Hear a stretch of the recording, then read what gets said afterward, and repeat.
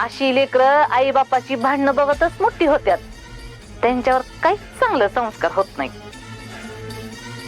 बापाच्या पावलावर पाऊल टाकत बापाच्याच अवगुणाचा वारसा चालवत राहत्यात. आता त्यात पोरगी असली की नाही का तिच्याकडे काही लक्ष राहत नाही. मग समजा उद्या तुलाच पोरगी झाली आणि तुझ्यासारखंच त्या पोरीने एखाद्या दारुड्याशी सूत जुळवलं तर तिची बी जिंदगी तुझ्यासारखीच बरबाद होणार ना. ए दोन जीवाची बाहुली, तस तर आता तुझ्यात माझ्यात काहीच नातं राहिलेलं नाही बघ. पण मला तुझी ही अवस्था बघून लई वाईट वाटतं बघ.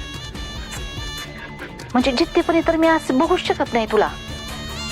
मग त्या वर गेलेल्या बापाला तुझ्या लेकराची अवस्था बघून काय वाटत असेल ग. मी म्हणते बापाचं सोड, बहिणीचा विचार कर. तुझी बहीण एवढी मोठी पोलीस अधिकारी, 3 स्टार वरती अंगावर असलेली, 4 चौघात तिची काय इज्जत राहील ग.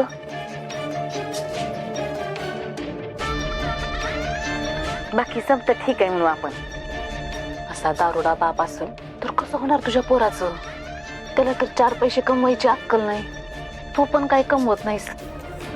बहिणीच्या जीवावर स्वतः जगशील, लेकराला जगवशील. किती लाचार होणार तू असं.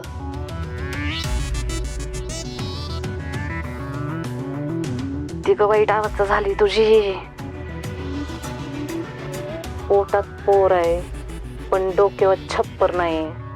तुझ्यासारखंच तुझं पोरगं आश्रित जगणार का ग. तर उद्या तुझं लिकरू जन्माला आल्यावर काय दिवे लावणार ती वरच्यालाच ठाऊक बाई.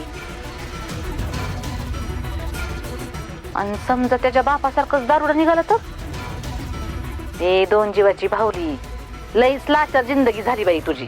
मी नसते बे असलं जीवन जगले.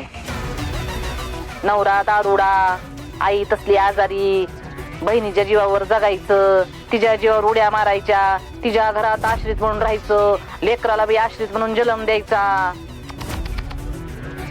लईच बेकार जगणं झालं बाई ही. माझ्यावर जर अशी अवस्था आली असती का नाही तर मी अजिबात असलं जीवन जगले नसते. बाई माणसानं कसं स्वाभिमानी जगायला पाहिजे. स्वाभिमानी आपल्यामुळे कुणाला टेन्शन न ग. मी तर बाई का नाही कुठं तर जाऊन गटकन जीवच दिला असता आणि झाले असते गुडू. अरे लाज काय विकून खाल्ली काय रे तुम्ही. नवऱ्यापेक्षा दाजी आवडायला लागला काय गे तुला.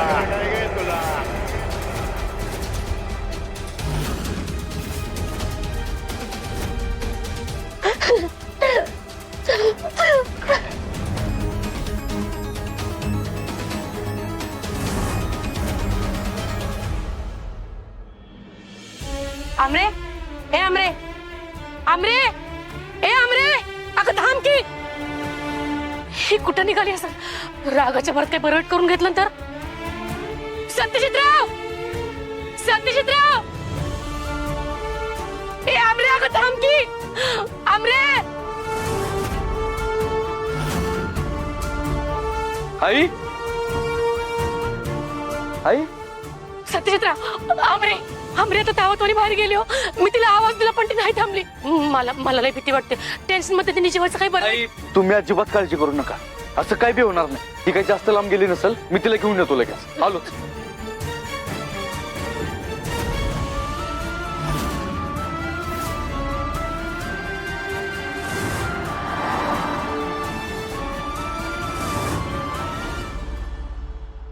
यो मॅडम. या मॅडम, मोठ्या साहेबांचा फोन आला होता. त्यांनी तात्या साहेबांच्या बायकोचे डिटेल्स मागवले होते.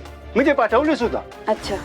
मॅडम, तात्या साहेबांची बायको जिवंत आहे हे जर तात्या साहेबांना कळलं तर काहीतरी घातपात होण्याची शक्यता आहे. म्हणूनच तर तात्यासाहेबांच्या बायकोचं हाती लागणं जास्त महत्वाचं आपल्यासाठी. तशी आपली फोर्स तात्यासाहेबांचा पण शोध घेते. दोघांपैकी एक जण जरी सापडला ना सगळं कोडं सुटेल.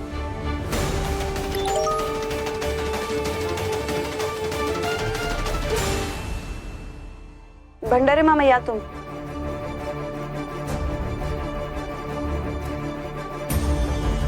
काय करणार. झाली घरवाली. नवऱ्यापेक्षा दाजी आवडायला लागला काय गे तुला.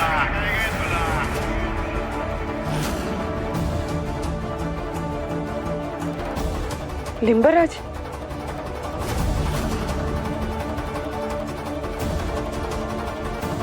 आमरी लई दुखावली गेली असणार.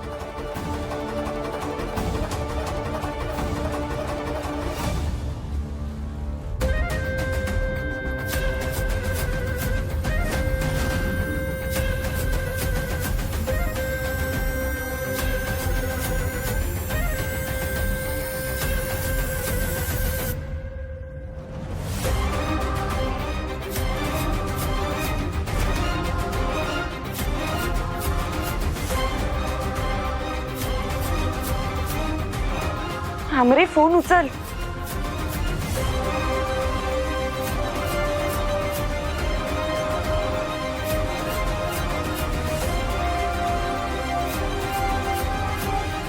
या पोरीला फोन उचलायला काय झालं आता?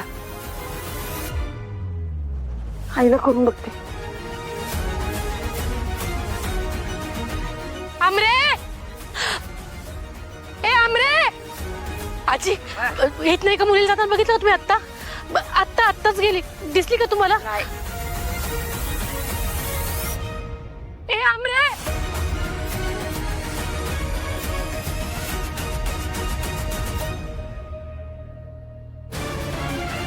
ही पण फोन नाही उचलत.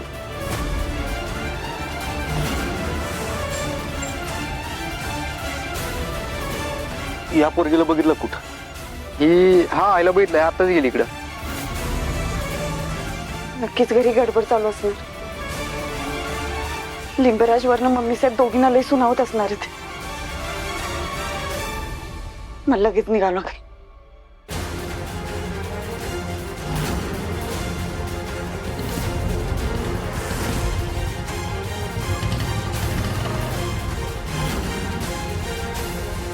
आमरे,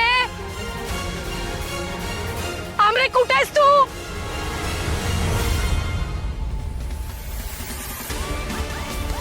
हे भावा, एक मिनिट का. सत्यदादा काय म्हणतोस? अरे भावा, हे बघ, तिला बघितलंस का कुठं? नाही बघितलं. तू बघितलंस का? बरं ठीक आहे, जाऊ तू.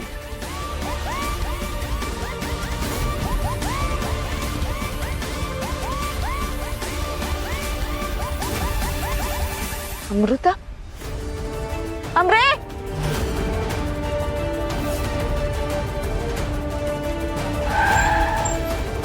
अहो मॅडम, तुम्हीच पोलीस आहे, तुम्हीच अशी गाडी चालवताय. सॉरी दादा, मी जरा गडबडत आहे, अर्जंट काम आहे, माफ करा. सॉरी. हा ठीक आहे.